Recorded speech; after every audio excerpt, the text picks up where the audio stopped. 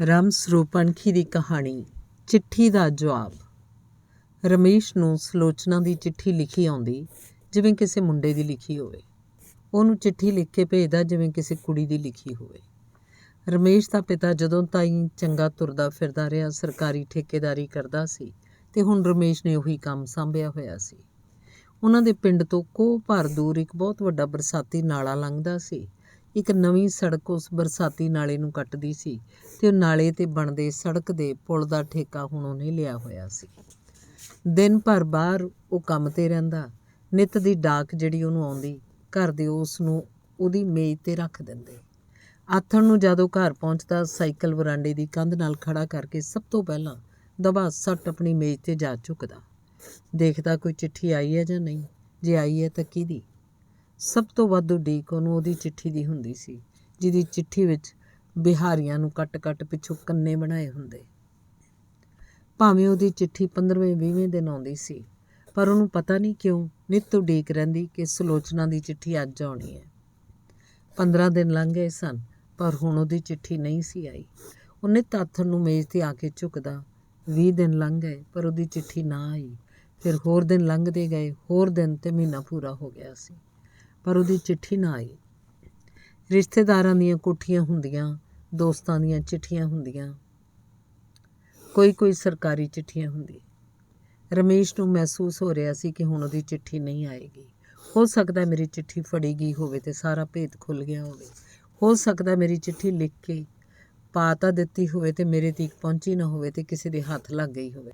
ਤੇ ਕੁੜੀਆਂ ਵਾਂਗ ਲਿਖੀ ਰਮੇਸ਼ ਦੀ ਚਿੱਠੀ ਉਹਨੂੰ ਲੱਗਦਾ ਸੀ ਜਿਵੇਂ ਪੜ੍ਹੀ ਜਾਵੇ ਤਾਂ ਆਦਮੀ ਦੀ ਲਿਖੀ ਲੱਗੇ।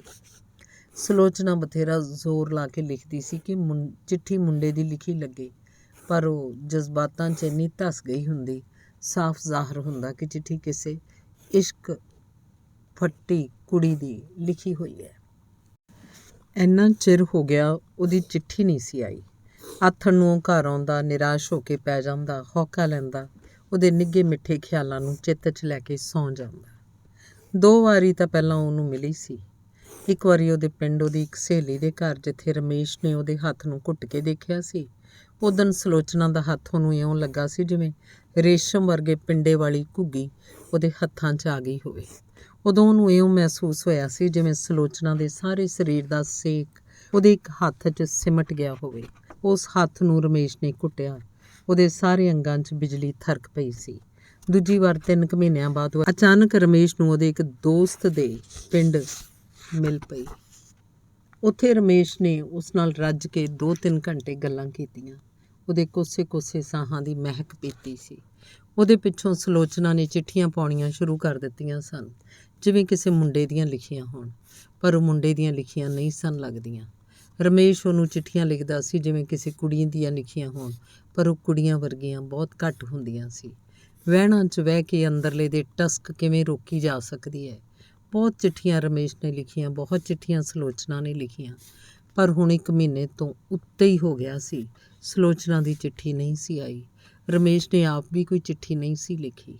ਸੁਲੋਚਨਾ ਦੀ ਚਿੱਠੀ ਦੀ ਤੀਬਰ ਉਡੀਕ ਹੀ ਜਿਵੇਂ ਰਮੇਸ਼ ਦੇ ਸਾਰੇ ਜਵਾਬ ਸਨ। ਉਹਦੇ ਮਨ 'ਚ ਸੈਂਕੜੇ ਸਵਾਲ ਉੱਠਦੇ, ਪਰ ਉਹਨਾਂ ਦੇ ਆਪ ਹੀ ਜਵਾਬ ਦੇ ਲੈਂਦਾ ਤੇ ਚੁੱਪ ਰਹਿ ਛੱਡਦਾ। ਫਿਰ ਇੱਕ ਦਿਨ ਜਦੋਂ ਆਥਣ ਨੂੰ ਆਇਆ, ਉਹਦੀ ਮੇਜ਼ 'ਤੇ ਇੱਕ ਅਟੈਚੀ ਪਿਆ ਸੀ। ਘਰੇ ਕੋਈ ਨਹੀਂ ਸੀ। ਵੱਡੀ ਕੁੜੀ ਦਾ ਜਾਪਾ ਕਰਾਉਣ ਉਹਦੀ ਮਾਂ ਗਈ ਹੋਈ ਸੀ। ਉੱਥੇ ਜਾ ਕੇ ਨਮੂਨੀਏ ਨਾਲ ਬਿਮਾਰ ਹੋ ਗਈ ਸੀ। ਉਹਦਾ ਪਿਤਾ ਤੇ ਛੋਟੀ ਭੈਣ ਉਹਦੀ ਮਾਂ ਦਾ ਪਤਾ ਲੈਣ ਗਏ। 4 ਦਿਨ ਹੋ ਗਏ ਸੀ, ਅਜੇ ਤਾਈਂ ਨਹੀਂ ਸੀ ਮੁੜੇ। ਹੁਣ ਘਰ 'ਚ ਇੱਕੋ ਇੱਕ ਜੀ ਬੁੱਢੀ ਦਾਦੀ ਸੀ ਤੇ ਆਥਣ ਵੇਲੇ ਨਿੱਤ ਉਹ ਨਿਆਈਆਂ 'ਚ ਜੰਗਲ ਪਾਣੀ ਚਲੀ ਜਾਂਦੀ ਸੀ। ਉਸ ਦਿਨ ਜਦੋਂ ਬਾਹਰੋਂ ਮੁੜ ਕੇ ਆਈ, ਰਮੇਸ਼ ਆਪਣੀ ਮੇਜ਼ 'ਤੇ ਪਈ ਅਟੈਚੀ ਨੂੰ ਉਲਟਾ ਸਿੱਧਾ ਕਰਕੇ ਦੇਖ ਰਿਹਾ ਸੀ। ਆਖਰ ਪਤਾ ਤਾਂ ਲੱਗੇ ਕਿਹਦਾ। ਉਹਦਾ ਸਾਹ ਉਤਲਾ ਉੱਤੇ ਹੀ ਹੇਠਲਾ ਹੇਠਾਂ। ਜੰਗਲ ਪਾਣੀ ਜਾ ਕੇ ਆਈ ਦਾਦੀ ਦੇ ਨਾਲ ਸੁਲੋਚਨਾ ਸੀ। ਬਦਾਮੀ ਰੰਗ ਵਾਲੀ ਸੁਲੋਚਨਾ ਝੂਲ ਤੁਰਦੀ ਲੰਮੇ ਕਰਮੀ ਉਹ ਰਮੇਸ਼ ਕੋਲ ਮੇਜ਼ ਨਾਲ ਪਈ ਦੂਜੀ ਕੁਰਸੀ 'ਤੇ ਆ ਬੈਠੀ। ਦਾਦੀ ਰਸੋਈ 'ਚ ਰੋਟੀ ਟੁਕਦਾਰ ਕਰਨ ਲੱਗ ਪਈ। ਮਧਰਾ ਗੁੰਦਵਾਂ ਸਰੀਰ, ਮੋਟੀਆਂ ਅੱਖਾਂ, ਆਥਣ ਦੀ ਠੰਡ 'ਚ ਠਰਿਆ ਲਸ ਕਰਦਾ ਭਰਵਾਂ ਚਿਹਰਾ, ਪ੍ਰਿੰਟਡ ਡੈਕਾਰੀਨ ਦਾ ਦੁੱਧ ਕਾਸ਼ਨੀ ਭਾਅ ਮਾਰਦਾ ਘੁੱਟਵਾਂ ਤੇ ਸਰੀਰ ਨਾਲ ਸੂਤਵਾਂ ਸੂਟ ਤੇ ਉੱਭਰ ਕੇ ਦੀਨੀਆਂ ਅੱਖਾਂ, ਖਿੱਚ ਸਰੀਰ ਦੀਆਂ ਗੁਲਾਈਆਂ, ਮਾਲਾ, ਗਿਰੀ, ਪਸ਼ਮ ਦੀ ਲੱਕ ਤੋਂ ਢਿਲਕਵੀਂ ਕੋਟੀ ਤੇ ਪੈਰਾਂ 'ਚ ਨਾਭੀ ਸ਼ਨੀਲ ਦੀ ਕੱਢੀ ਚਿੱਟੀ ਜਰੀ ਵਾਲੀ ਮੋਢੀ ਜੁੱਤੀ। "ਤੂੰ ਕਿੱਧਰੋਂ ਆ ਗਈ ਸੁਲੋਚਨਾ?" ਰਮੇਸ਼ ਨੇ ਅੰਦਰਲੀ ਸਾਰੀ ਹੈਰਾਨੀ ਤੇ ਗੁੱਝੀ ਖੁਸ਼ੀ ਨੂੰ ਬੁੱਲ੍ਹਾਂ 'ਚ ਨਪੀੜ ਕੇ ਪੁੱਛਿਆ। "ਮੈਂ ਤੇਰੀ ਚਿੱਠੀ ਦਾ ਜਵਾਬ ਬਣ ਕੇ ਆਈ ਹਾਂ, ਸਾਰੀ ਦੀ ਸਾਰੀ।" ਸੁਲੋਚਨਾ ਦੇ ਨੀਵੇਂ ਜਿਹੇ ਬੋਲ 'ਚ ਬਹੁਤ ਵੱਡੀ ਦਲੇਰੀ ਸੀ। ਫਿਰ ਉਹ ਨਿੱਕੀਆਂ ਬੇਥਵੀਆਂ ਜਿਹੀਆਂ ਹੋਰ ਕਈ ਗੱਲਾਂ ਕਰਦੇ ਰਹੇ। ਬਿੰਦ ਝੱਟ ਹੋਰ ਬਹਿ ਕੇ ਉਹ ਦਾਦੀ ਕੋਲ ਹੀ ਰਸੋਈ 'ਚ ਚਲੀ ਗਈ। ਰਮੇਸ਼ ਦੇ ਅੰਦਰ ਆਉਣ ਵਾਲੀ ਰਾਤ ਦਾ ਬਾਲਣ ਧੁਖਣ ਲੱਗ ਪਿਆ। ਕਿੰਨਾ ਚਿਰ ਹੋ ਗਿਆ ਸੀ ਸੁਲੋਚਨਾ ਦੀ ਚਿੱਠੀ ਆਈ ਨੂੰ। ਜਿਹੜੀ ਆਖਰੀ ਚਿੱਠੀ ਰਮੇਸ਼ ਨੇ ਉਹਨੂੰ ਲਿਖੀ ਸੀ, ਉਸ 'ਚ ਉਹਨੇ ਲਿਖ ਦਿੱਤਾ ਸੀ, "ਚਿੱਠੀਆਂ 'ਚ ਉਖੜੇ ਕੁਹਾੜੇ ਮਾਰਨ ਦਾ ਕੀ ਲਾਭ, ਕਦੇ ਜੇ ਤੇਰੀ ਪੂਰੀ ਇੱਕ ਰਾਤ ਦਾ ਸੰਸਾਰ ਮੈਂ ਮਾਣ ਸਕਾਂ।" ਰੋਟੀ ਟੁੱਕ ਖਾ ਕੇ ਉਹ ਤਿੰਨੇ ਅੰਦਰਲੇ ਕਮਰੇ 'ਚ ਪੈ ਗਏ। 2 ਘੰਟੇ ਦਾਦੀ ਅਗਲੇ ਯੁੱਗ ਦੀਆਂ ਗੱਲਾਂ ਕਰਕੇ ਸੌਂ ਗਈ। ਸੁੱਤੀ ਪਈ ਵੀ ਉਹ ਖੰਘਦੀ ਸੀ ਜਿਵੇਂ ਜਾਗਦੀ ਹੋਵੇ। ਸੁੱਤੀ ਪਈ ਵੀ ਉਹ ਹਰੇ ਰਾਮ ਕਰਦੀ ਸੀ ਜਿਵੇਂ ਜਾਗਦੀ ਹੋਵੇ। ਪੂਰੀ ਸੁੱਤੀ ਹੋਈ। ਧੁਆਂਖੀ ਚਿਮਨੀ ਵਾਲੇ ਲੈਂਪ 'ਤੇ ਇੱਕ ਕਿਤਾਬ ਦੀ ਝੱਲ ਮਾਰ ਕੇ ਲੈਂਪ ਰਮੇਸ਼ ਨੇ ਬੁਝਾ ਦਿੱਤਾ। ਲੈਂਪ ਦੀ ਚਿਮਨੀ ਨਿੱਤ ਮਾਂਜਣੀ, ਇਹ ਵੀ ਇੱਕ ਟੰਟਾ ਹੈ। ਸੜਕ ਬਿਜਲੀ ਦੀਆਂ ਤਾਰਾਂ ਉੱਥੋਂ ਦੀ ਲੰਘਦੀਆਂ ਸਨ ਤੇ ਨੇੜੇ ਦੇ ਪਿੰਡ ਦੇਵੀ ਕੋਟ ਬਿਜਲੀ ਆਈ ਨੂੰ 2 ਸਾਲ ਹੋ ਗਏ ਸੀ, ਪਰ ਅਜੇ ਉਸ ਪਿੰਡ 'ਚ ਬਿਜਲੀ ਨਹੀਂ ਸੀ ਆਈ। ਲੈਂਪ ਬੁਝੇ ਤੋਂ ਕਮਰੇ 'ਚ ਹਨੇਰਾ ਘੁੱਪ ਹੋ ਗਿਆ। ਰਮੇਸ਼ ਨੇ ਆਪਣਾ ਮੰਜਾ ਦੋਵੇਂ ਬਾਹੀਆਂ ਤੋਂ ਫੜ ਕੇ ਸੁਲੋਚਨਾ ਦੀ ਬਾਹੀ ਨਾਲ ਬਾਹੀ ਜੋੜ ਲਈ। ਸਿਰ ਨਾਲ ਸਿਰ ਜੋੜ ਕੇ ਸੁਲੋਚਨਾ ਗੱਲ ਕਰਦੀ ਸੀ ਕਿ ਗਿੱਠ ਤੋਂ ਦੂਰ ਉਹਦੀ ਆਵਾਜ਼ ਨਾ ਜਾਏ। ਸਿਰ ਨਾਲ ਸਿਰ ਜੋੜ ਕੇ ਰਮੇਸ਼ ਗੱਲ ਕਰਦਾ ਸੀ ਕਿ ਗਿੱਠ ਤੋਂ ਦੂਰ ਉਹਦੀ ਆਵਾਜ਼ ਨਾ ਜਾਏ।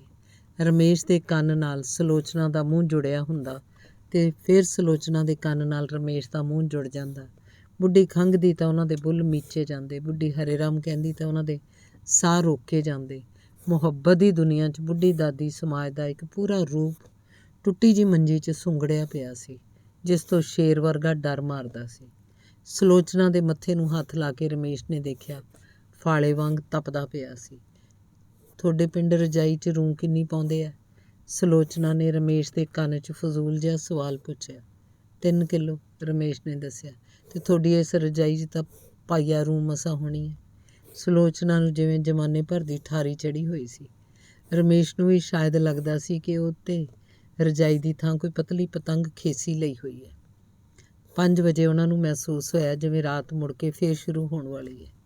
ਰੇਡੀਅਮ ਦੇ ਚਾਨਣ ਵਿੱਚ ਆਪਣੇ ਗੁੱਟ 'ਤੇ ਵੱਜੀ ਘੜੀ ਰਮੇਸ਼ ਜਦ ਦੇਖਦਾ, ਉਹਦੀਆਂ ਅੱਖਾਂ ਦਾ ਵਿਸ਼ਵਾਸ ਖੋਇਆ ਜਾਂਦਾ, ਜਿਵੇਂ ਘੜੀ ਦੀਆਂ ਸੂਈਆਂ ਕਿਸੇ ਮੇਲੇ 'ਚ ਲੱਗਿਆ ਚੱਕਰ ਚੂੰਡਾ ਬਣੀਆਂ ਪਈਆਂ ਹੋਣ। ਚੰਦਰੀ ਸਵੇਰ ਦਾ ਚਾਨਣ ਤਖਤਿਆਂ ਦੀਆਂ ਵਿਰਲਾਂ ਵਿੱਚ ਦੀ ਧੁੰਦਲਾ ਝਾਕਣ ਲੱਗ ਪਿਆ ਸੀ।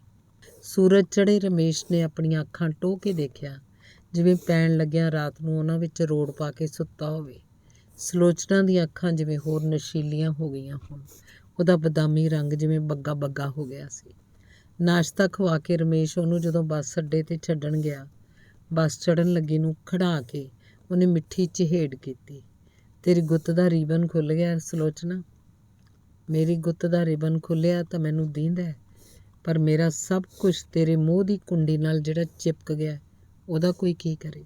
ਸੁਲੋਚਨਾ ਦੀ ਹੌਲੀ ਦੇ ਕੇ ਕਹੀ ਇਸ ਗੱਲ ਨੇ ਰਮੇਸ਼ ਨੂੰ ਇੱਕ ਸੱਜਰੀ ਧੁੜਧੁੜੀ ਛੇੜ ਦਿੱਤੀ। ਧੰਨਵਾਦ।